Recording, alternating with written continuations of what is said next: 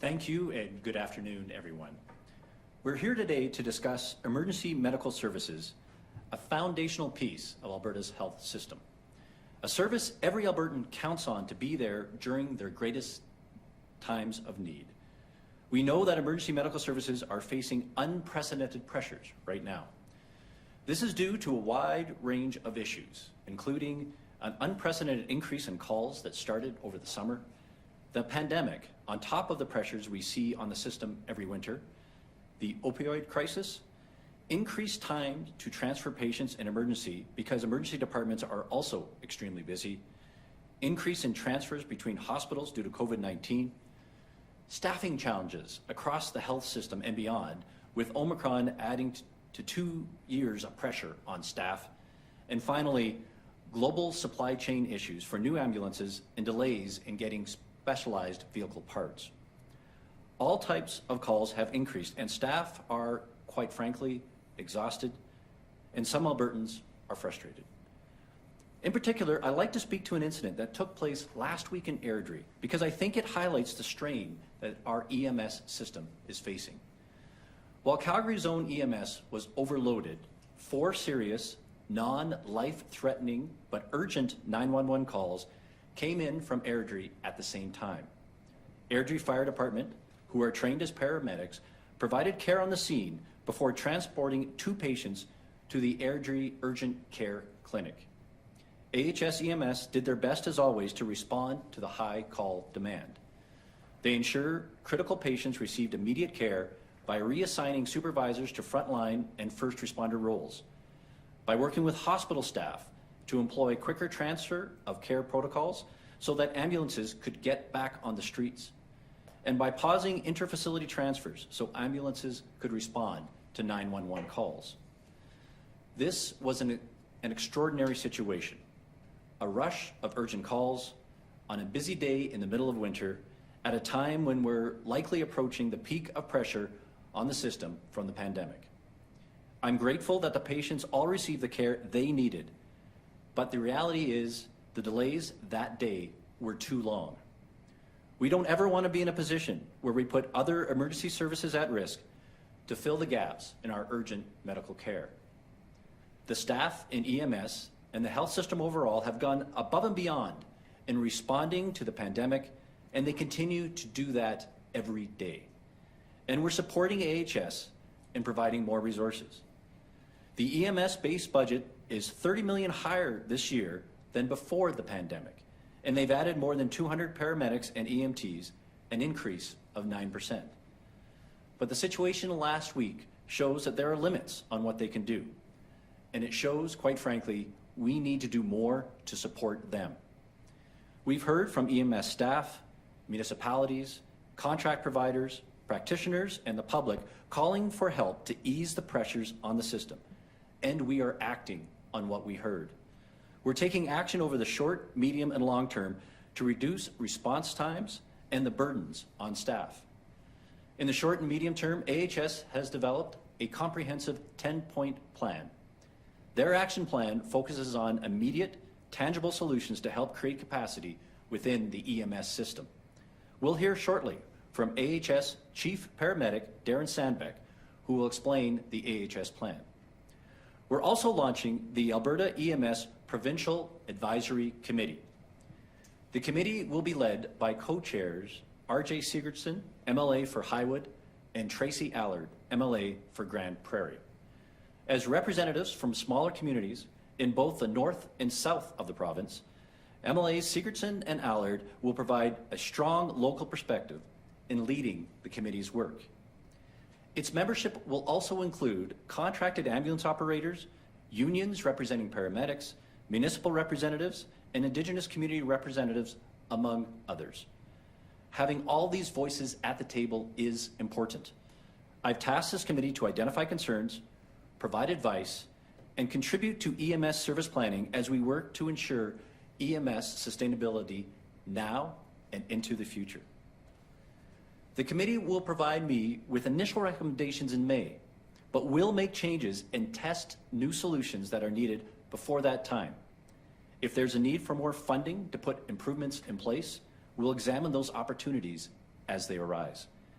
Additionally, we'll be putting out a request for proposals for a third party to conduct an objective review of the EMS dispatch system.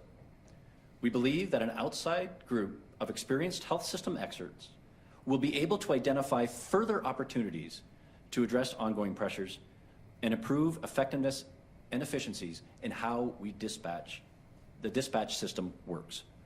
Our goal is to strengthen Alberta's province-wide EMS system and support further integration with the broader health system. And of course, to make sure emergency medical services continue to be there for Albertans whenever they are needed. I acknowledge that negotiations are currently underway with the union representing some paramedics and want to emphasize that government will continue to respect the bargaining process while this committee work is being done. In fact, a representative from the Health Sciences Association of Alberta will also serve on the advisory committee. In conclusion, I would like to thank every single EMS worker on the front lines throughout Alberta. You are saving lives every time you head out the door. You are doing extraordinary work under extraordinary circumstances, and it is truly appreciated by those who need your services, their families, Albertans, and this government. Thank you. The measures highlighted in today's announcement will improve our EMS system and continue to help provide the services that Albertans rely upon. So thank you, and I'll now ask Co-Chair MLA RJ Sigurdsson to say a few words about the committee.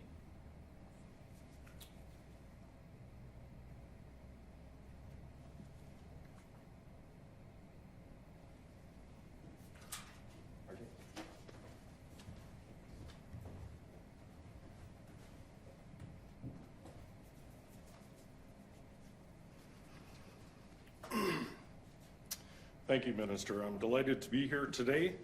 I want to thank the Minister for this opportunity to co-chair the new Alberta EMS Provincial Advisory Committee, along with my colleague, Tracy Allard, MLA for Grand Prairie.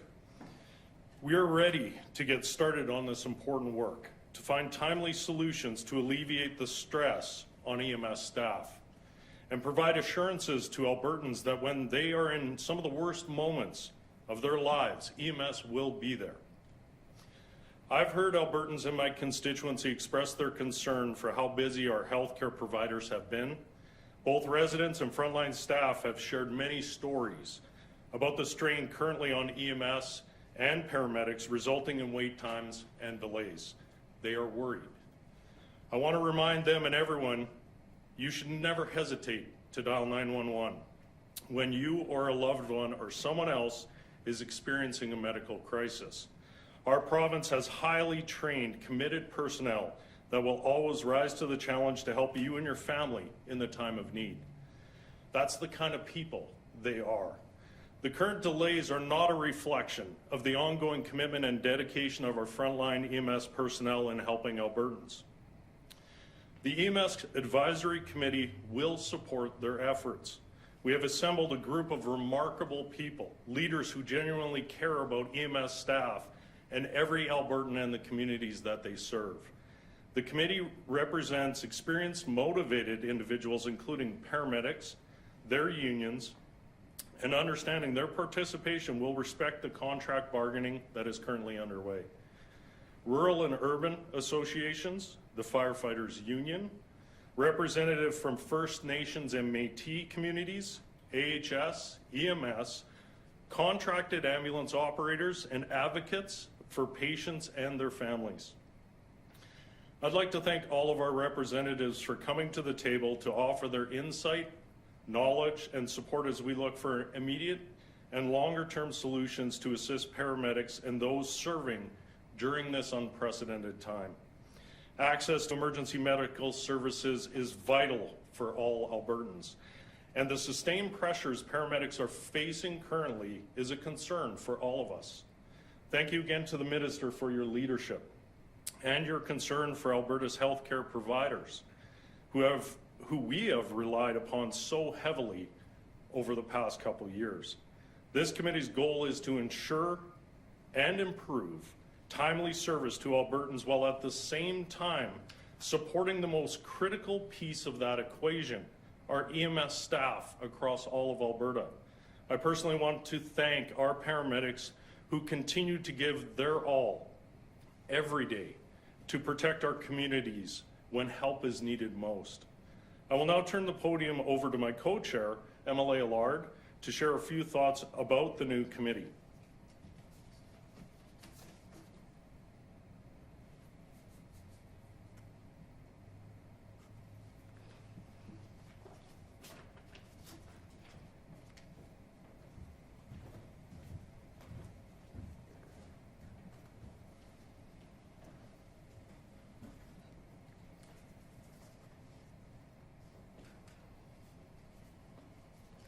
Good afternoon. It's a pleasure to join you this afternoon.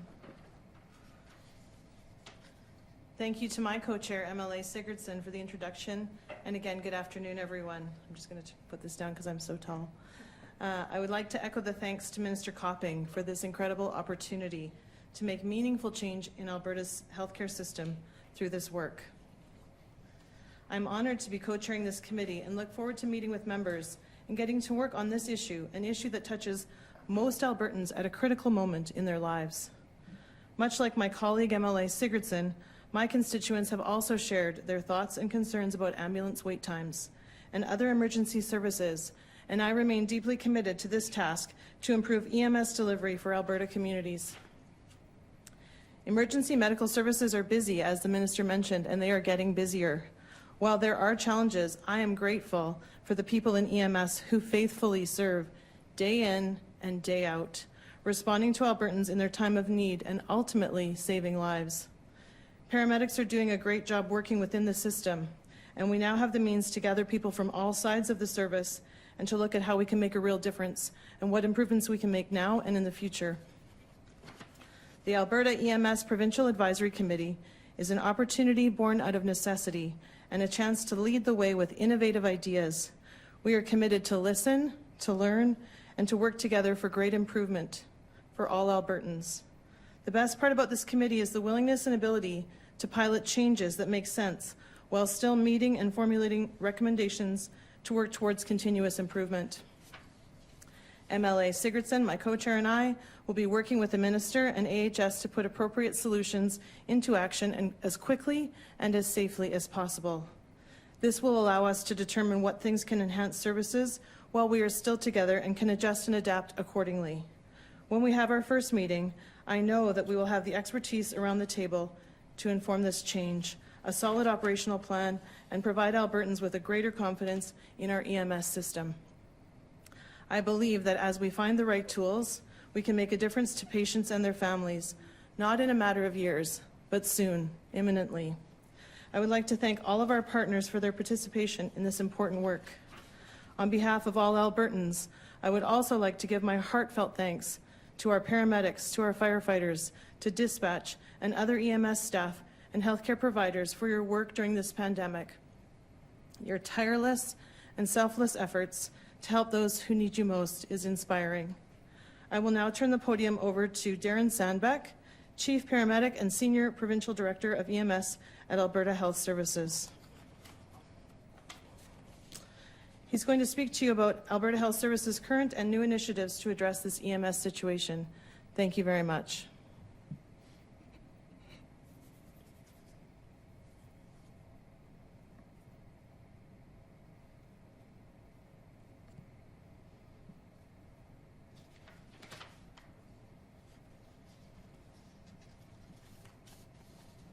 Mr. Sandbeck?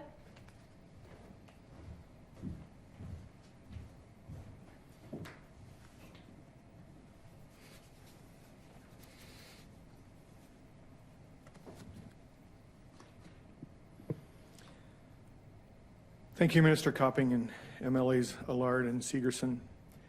We very much appreciate the government's awareness and action on EMS in Alberta, and we're very much looking forward to working with the advisory committee. Just want to acknowledge that also joining me in the room today is our EMS Senior Medical Director, Dr. Mark McKenzie. We really believe that the more folks that we can get together on these issues, the better the outcomes will be. I also just want to take a moment to recognize that there's been a lot of social media and media attention on the EMS system and our challenges. We truly appreciate that so many people are concerned and want to help with their ideas and advocacy. Sometimes these conversations are difficult, but this is what we need to do to improve and get through challenging times. The advisory panel will help us further engage individuals and groups and create a meaningful dialogue where we can collaboratively address these ongoing issues and pressures. We are here today because the EMS system is under considerable pressure. While we are doing our very best every day to be available for Albertans, demand has increased significantly and is now at historical levels. COVID-19, higher acuity patients, the opioid crisis, and extreme weather-related calls are some of the reasons we are experiencing such high call volume. This is not an Alberta-only challenge. Similar pressures are being felt by all Canadian provinces and ambulance services internationally. We are in frequent communication with other services to share ideas and learnings. Over the last few months, we've been adapting our service delivery model so our EMS employees and Albertans can continue to have confidence in EMS service. Much of this has been going on behind the scenes, so hasn't been visible to most of you, and I appreciate it is helpful for the public to have this information. This is what we're here to share with you today. Alberta Health Services EMS is taking immediate action with a 10-point plan to address the unprecedented pressure on the EMS system. The plan is made up of 10 new initiatives designed to help reduce demands on existing resources, to increase availability of ambulances for Albertan patients who truly need them, and to plan for the future. I appreciate that many of these actions are internal processes and will be unfamiliar to the general public, so I'll do my best to explain what each of these actions is and how it will help. I'm going to talk for a while here as I go through all 10, so please bear with me. EMS has already undertaken several of these 10 initiatives. We are moving to better manage staff fatigue. Known as EMS Hours of Work project, we launched in November of 2001. EMS is adjusting our working hours, shifts, and scheduling at some EMS stations throughout the province to help alleviate fatigue among staff. 2, we are now transferring some non-emergency or low-priority calls. These calls are transferred to other referring agencies such as the Poison and Drug Information System, and we're developing processes to transfer calls to HealthLink 811 when appropriate and in consultation with our EMS physicians in dispatch. We have updated our non-injury collision response protocol. EMS is no longer automatically sending an ambulance to a motor vehicle collision where there are no injuries reported.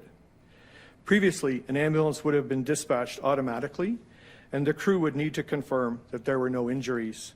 These calls are still responded to by our partners in police and fire as appropriate, and EMS will always attend if injuries are subsequently identified. We are continuing to hire paramedics. We're working hard to fill all openings as quickly as we can, and we are in conversations with the college and institutions about expanding these specialized paramedic training programs so that there are more qualified candidates to hire. We are working better to manage non-emergency interfacility transfers. 2 pilot projects underway in Calgary and the North Zone, where patients do not need urgent medical care, but are transported from hospitals to appointments or back to care homes and residences by means other than ambulances. In addition to these initiatives already underway, work has started on some additional initiatives. These include the creation of a Calgary Integrated Operations Center, or IOC. This center will mirror an IOC operating in Edmonton, which brings together paramedic leads and zone and hospital staff for improved integration between EMS and the hospital system to improve overall patient flow. We are making adjustments to our emergency communications call evaluation. EMS will be implementing additional dispatching processes provincially, including evaluation by an emergency communication officer to determine if an ambulance from out of area, though it may be closest to a 911 call, is most appropriate to respond. As an example, if an ambulance from Okotoks is in Calgary and has dropped off a patient, it may technically be the closest ambulance to a Calgary call, but it actually may be more appropriate to route that ambulance back to its home community of Okotoks to provide coverage to that community and send the next closest Calgary ambulance to that 911 call. We will have the ability to preempt and divert ambulances. I appreciate that's a little bit jargony. I'll try to explain. This will allow EMS to divert ambulances to higher priority calls when appropriate. This changes the way that ambulances are assigned primarily in Calgary and Edmonton and will assist with keeping resources in our suburban and rural communities. At the request of Alberta Health, EMS is instituting a provincial service plan directive, which will look at current EMS services and create a 5 to 10-year plan. And finally, we're working on something we call the hub and spoke interfacility transfer pilot. This new concept would manage the bulk of interfacility transfers in the Red Deer corridor with dedicated transfer units, freeing up ambulances to provide community coverage and to handle primarily emergency calls. So some people may wonder why we waited until just now to move on these ideas. The truth is that we haven't waited at all. Many of these actions have been underway behind the scenes over the last number of months. We've been focused on making these improvements and perhaps not as diligent as we should have been on talking about them. The 10-step plan is, however, in addition to actions that have been taken over the past several months to increase EMS capacity and respond to demand. These include deploying supervisors to calls, delaying some non-urgent transfers, and working closely with our partners in emergency departments to ensure that we have timely flow through our emergency departments and return ambulances to the street. We have also worked to bring on additional staff, including 30 full-time and 70 temporary full-time paramedic positions across the province. We continue to respond quickly to life-threatening calls and deliver a high standard of care. That quality service and care is what we strive to provide every day. We anticipate this 10-point plan will help us even better serve all Albertans. We are tired. We are all tired, Albertans and EMS staff alike. We recognize the toll that the last 2 years has taken on people. And again, I can only say thank you and thank you for all of us, from all of us, for all of you being in this together. I'd like to wrap up by saying thank you to Albertans who continue to be our focus, and to our EMS staff for whom the focus on Albertans has never wavered. And as the minister spoke in his comments about a situation in Airdrie late last week, I'd like to offer my sincere apologies to those families in those circumstances, and what we have laid out today will help us do better. Thank you. Thanks for that, Chief Sandbeck. Just a reminder to reporters on the line, we have 5 different speakers available to take questions. That's 4 speakers plus Dr. Mark McKenzie, the EMS Medical Director. So I'll ask you to, as always, keep questions short, 1 question, 1 follow-up. Operator, can we have the first call, please? Thank you. Yes, the first question is from Andrienne Williams, CBC French. Hi, my question is for Minister Copping. It's about the vaccination of children between the age 5 and 11. I would like to know what is the province doing to increase the number of vaccinated children, given the fact that Alberta has the lowest rate amongst all Canadian provinces. Well, thanks so much for the question. As you know, we were sitting at roughly 42% of children in that age range vaccinated right now. We have sites across the province that are opened up, and they're opened up from 8 a.m. to 10 p.m. Really to be able to enable parents to come with their children to get vaccinated. We heard from parents that they actually want to be with their kids for vaccinations, which is why we established it that way. But I appreciate that we're continuing to provide information to parents to get kids vaccinated.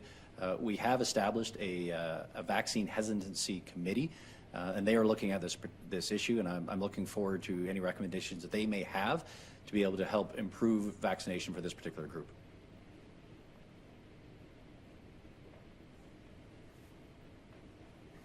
Can I have a follow-up? Go ahead. Okay. So Alberta Alberta has the lowest percentage of vaccinated children of that age group. Why is that? What are other provinces doing that Alberta isn't doing? How are you planning on reaching out to parents to give them the information they need to make their decision? Yeah, so we already have reached out to parents, and we will continue to do so. Dr. Hinshaw wrote a letter to all parents, again urging parents to review all the information, provided all the information, and reiterated the recommendation not only from the National Advisory Committee on Immunization, but the Alberta Advisory Committee that kids should get the shot. And we urge all parents to look at the information and to do so. Our approach is not that dissimilar from other provinces in terms of rolling out the vaccines. But again, I'm looking forward to recommendations from the Vaccine Hesitancy Committee. If they have any further suggestions that they can make, that we can actually increase the coverage for that 5 to 11 age group. Thanks, Minister. Operator, we'll take the next call. Thank you. Carrie Tate, Globe and Mail. Hi, thanks for taking my question. I'm wondering if you guys can explain a little bit more about the low priority calls, how you plan to bump those, either put them off or transfer them to other agents. What other agencies would be involved? What other type of vehicle would be involved? And how do you avoid exacerbating another problem? Like if you hold off on transferring someone who needs to go back to a long-term care home from the hospital, that person ends up in the hospital longer, which creates the backlog that way. How do you pull all that together? Yeah. So I'll start the answer initially. Part of the 10-point plan, the approach is how do we actually reduce the volume coming into the system, and then how do we actually when the system when it gets to the hospitals, how do we manage that? And then the purpose of the committee was bringing in all stakeholders to be able to look at the processes from stem to stern to how do we improve that. But in terms of your specific question, I will defer.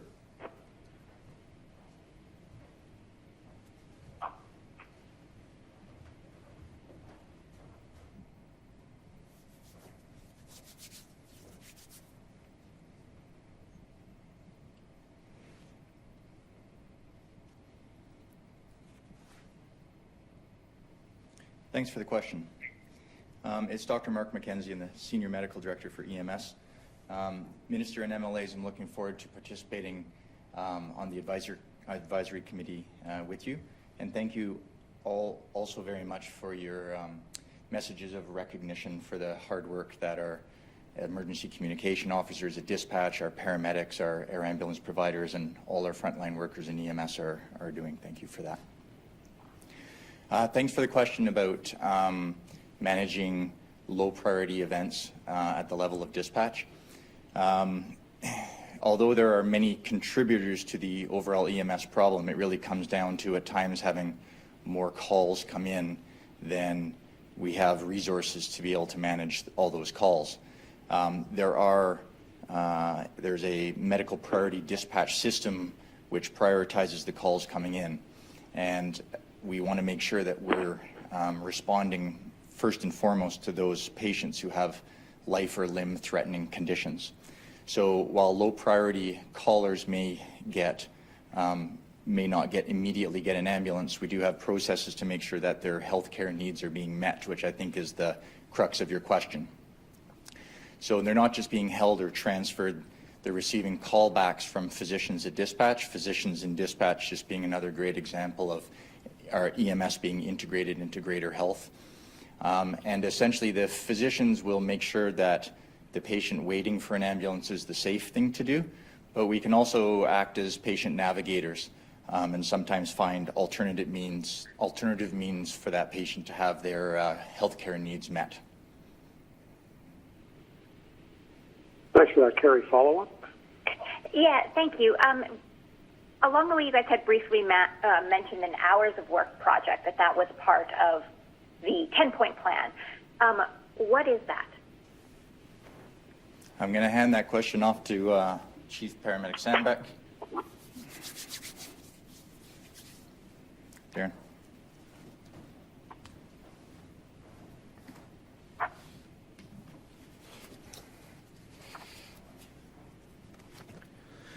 Thank you for that question.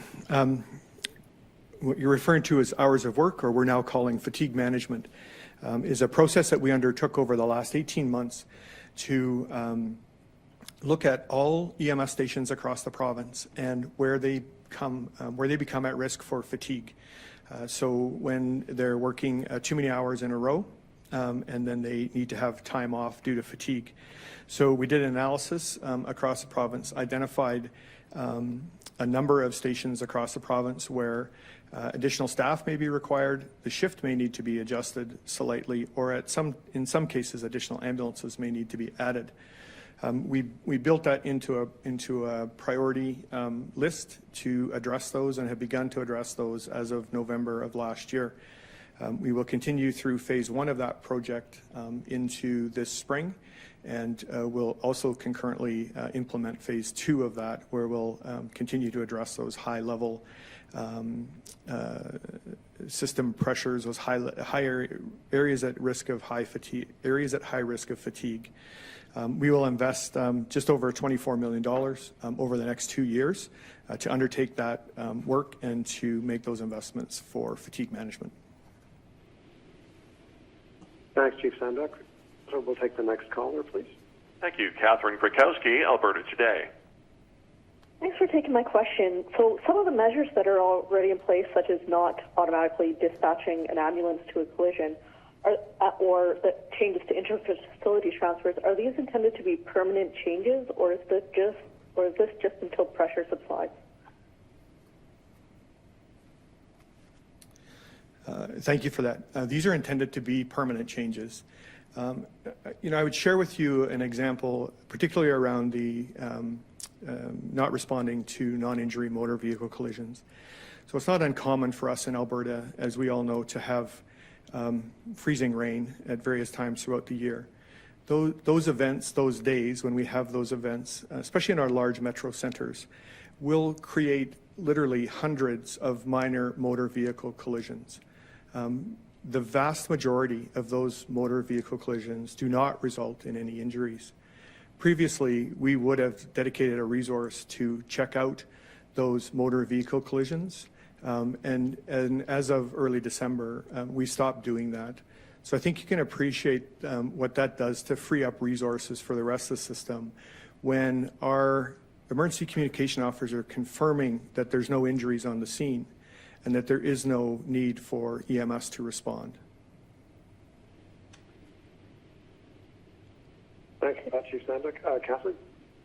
Yeah, and to follow up, earlier today, the NDP opposition called for daily reporting of red alerts, as well as a restoration of the Hilo pilot project that shut down in October 2019. Wondering if you're looking at bringing either of those recommendations in as part of the review. Thanks for that. I have not seen that news release to this point. I do need to emphasize that the red alert reporting is currently only done in Calgary and Edmonton, although it has grown across the province where it is not necessarily applicable. We measure red alerts in Calgary and Edmonton only, and we'll be working with the advisory committee on those reports going forward as part of their work, I'm sure. Related to HELO was a program that we ran in Calgary and Edmonton Metro hospitals and in the Red Deer Regional Hospital on a 9-month trial back in early 2019. It was an initiative that we tried to improve emergency department offload delays that our EMS crews experience. We did have early success with it, although that success was not sustained. And we made a decision that it was better to use our resources that were doing the HELO work in other parts of the EMS system. I fully anticipate that the advisory committee that the minister announced today will also be taking a look at the challenge that emergency department offloads that we face with emergency department offloads. I think the minister's going to supplement. Yep.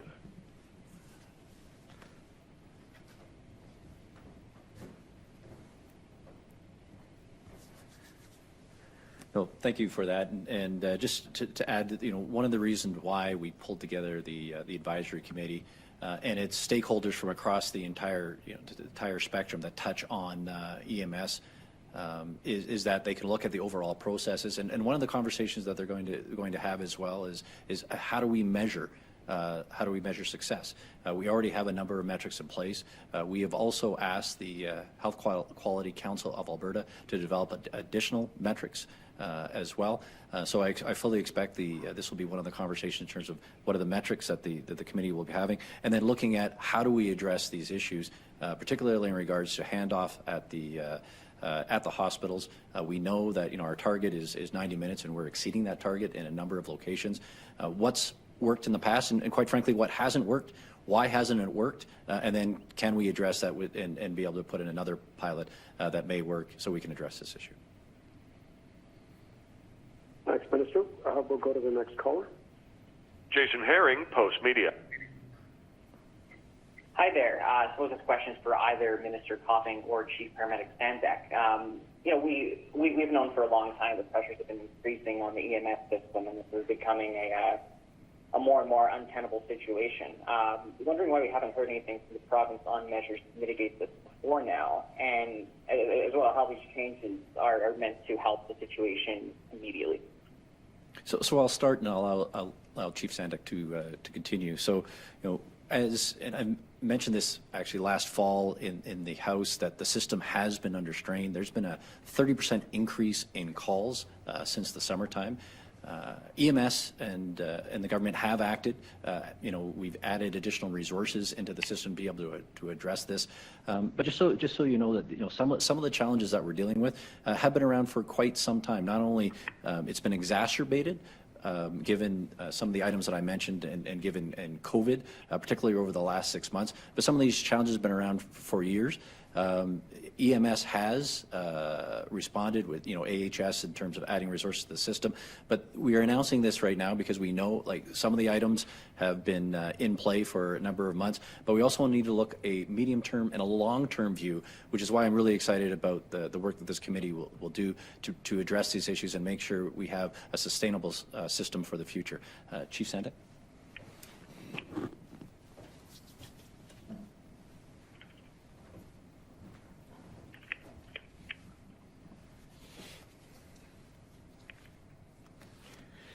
Thank you, Minister. I would just add that, as I spoke about in my comments, we have been working on these initiatives for months.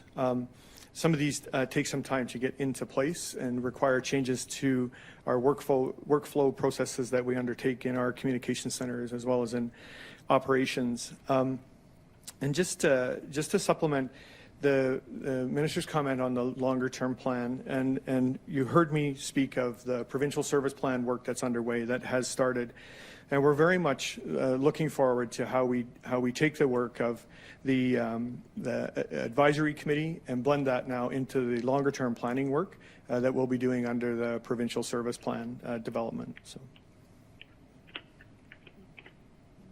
Thanks for that, Chief Sandbeck. Jason, follow-up? Yeah, for sure. This one for Minister Copping. Last week, the HSAA put out a call to government to help alleviate pressures on the EMS system. They raised concerns about staff being unable to access appropriate time off or PPE. I received a statement from your office at the time where Alberta Health called this 100% empty union politics. I guess I'm wondering now how you square that with this increased urgency to fix the system.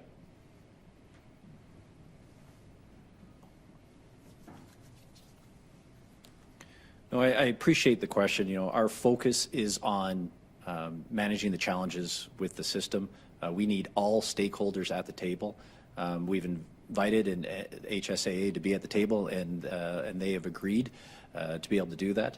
So I'm thankful for them to be part of the solution. And we need to look end to end, have all the stakeholders there, look at the process from tip to tail to ensure that we can be as efficient as possible. And then if we need more resources, that's something that we're going to look at. So again, I'm looking forward to the committee coming back to us, and if they have some immediate suggestions that we can implement on a pilot basis, we'll do that. And I'm very pleased that the HSAA and others representing paramedics are here and going to be involved in helping us solve the problem. Thanks, Minister. I think we've got time for 2 more questions, so we'll take the second last one. Thank you. Lisa Johnson, Edmonton Journal. Hi, thanks for taking my question. This is for Minister Copping. You spoke a little bit about expanding internal metrics, and I understand how that can be helpful for AHS, but will you be making changes to public reporting on the status of emergency medical response? As it stands right now, we need to FOIP status on red alerts and similar statistics. So will you release those publicly, and if not, why not? No, thanks for the question. That's some of the advice that we'll be looking from the committee to provide. The red alert is an internal management tool. If you go on the website right now, there you can actually see the response times for different regions, and both at what are the targets, what are the averages, what's at the 90th percentile.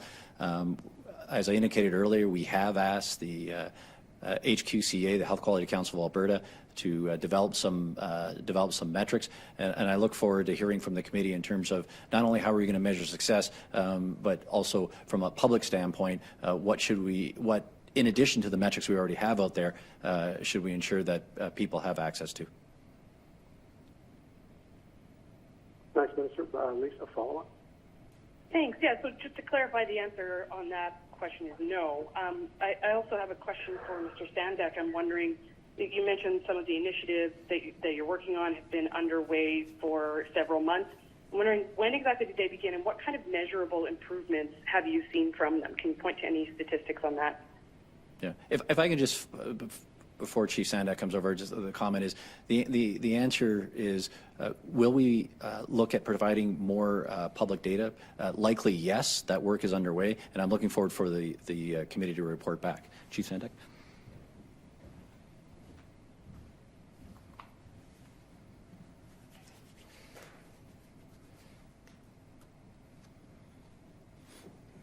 Sorry, could I just get the question again, please? Sorry, yeah, you spoke about several initiatives that have been underway for the past number of months. I'm wondering when exactly did they get rolled out, and if you've seen any kind of measurable improvements because of those initiatives. So a number of the initiatives that we have put in place have all been relatively recently, as I spoke about the stop responding to non-injury motor vehicle collisions. That came into place in early December.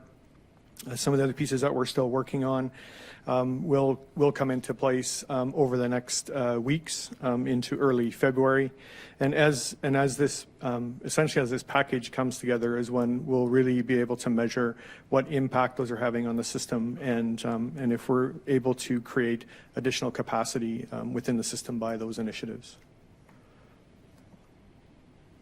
Thanks, Chief Sandak. So we'll take our final caller right now, please. Thank you. Alicia Corbella, Post Media. Thank you. Good afternoon. My first question is for Darren Sandbeck, Chief Paramedic, and Dr. Mark McKenzie, it has to do, actually, it's kind of serendipitous. I received an email from a physician who talked about emergency rooms and the issue of paramedics getting stuck in emergency rooms.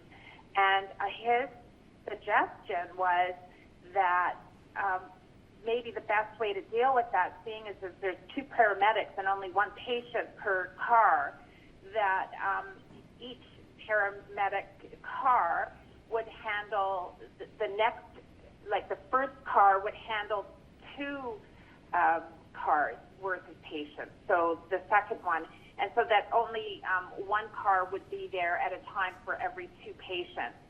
And I thought, gee, that's a really smart idea. I don't know if that's something that is already happening, or if it's not already happening, why not? And perhaps there's a legal requirement, or I don't know. So I'd like somebody to address that, or both of you to address that if possible.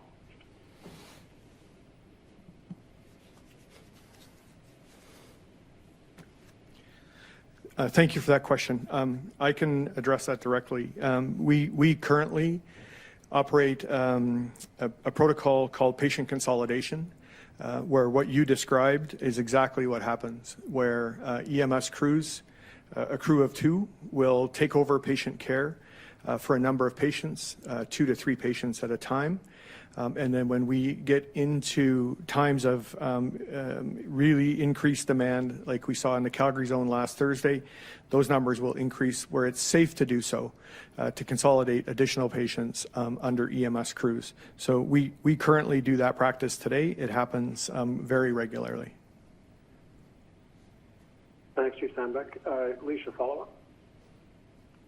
Yeah, follow-up is when the province changed the dispatch system to a province-wide dispatch system, I'm wondering if that caused issues and how severely, and is this part of the problem, was the moving away from the local dispatch to the more province-wide one? The minister's going to speak first, and I'll supplement. Sandbeck. The minister's going to respond first, and I'll supplement.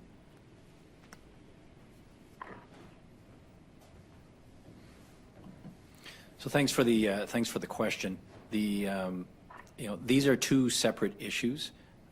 In regards to the, as you know, dispatch was consolidated with the exception of 4 municipalities, which was done last year. Now, don't get me wrong, there were some issues in terms of implementation. A working committee was established to address those issues. And in addition to that, as part of the announcement today, and this was something that was requested by municipalities to do a independent review of the overall dispatch system. So we're going to do an RFP and have someone deal with that. But just so we're clear that this particular issue, that like the dispatch integration, it was done for all areas of the province with the exception of 4 municipalities previously. And there were some transition issues, but we continue to work through that. But that's a very small part of the overall provision of EMS services. And I asked Chief Sandbeck to comment further on that.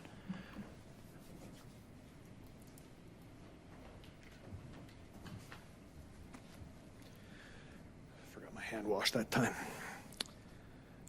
Thanks. Nothing really to supplement that with, other than just emphasize that, we have seen a 30% increase in call volume that began in about February of last year.